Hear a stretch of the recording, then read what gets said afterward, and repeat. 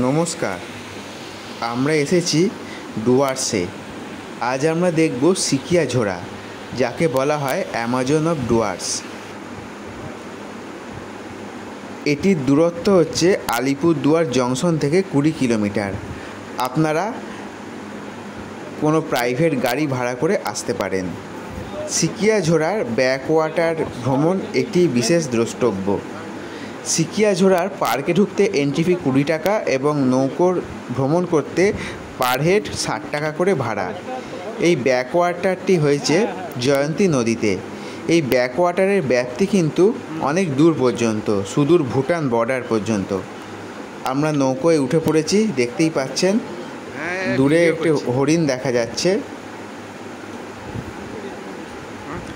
এই ব্যাকওয়াটারটি কোর এরিয়ার ভিতর ঢুকে গেছে, তাই এই ব্যাকওয়াটারে করে যদি আপনি নৌকো করে যান ব্যাকওয়াটারেতে, তাহলে কিন্তু হাতি, চিতাবাঘ, বুনো বেড়াল, বুনো কাঠবিড়ালি এবং বাঁদর বিভিন্ন রকম প্রজাতি দেখতে পারবেন। এছাড়া এখানে কিন্তু সাপের দেখা দেখতে পারবেন। এখন শরৎকাল, চারদিকে কাশফুল ফুটেছে এবং নীল আকাশ, খুব মনোরম পরিবেশ। এখানে এলে কিন্তু বিভিন্ন রকম পোকার কামড় লাগতে পারে, তার জন্য কিন্তু আপনারা ওডোমস নিয়ে আসতে পারেন। আমরা এখন ঢুকে যাচ্ছি গভীর জঙ্গলের ভেতর, কিন্তু আমরা সেরকম কিছু পশুর দেখা এখনো পর্যন্ত পাইনি। এখানে বিভিন্ন ধরনের জীববৈচিত্র্যের গাছ দেখতে পাবেন, যেমন দেখতে পেলেন চালতা গাছ। হাতি কিন্তু চালতা ফল খেতে খুব পছন্দ করে। এই চালতা গাছে হাতি কিন্তু আসে।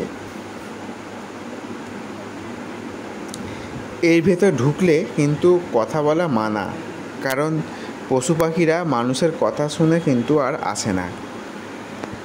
প্রায় আধ ঘন্টা আপনাকে এই ভ্রমণ করাবে।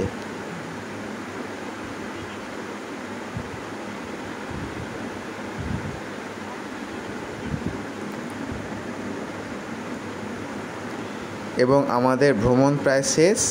আসছি পরবর্তী পর্বে।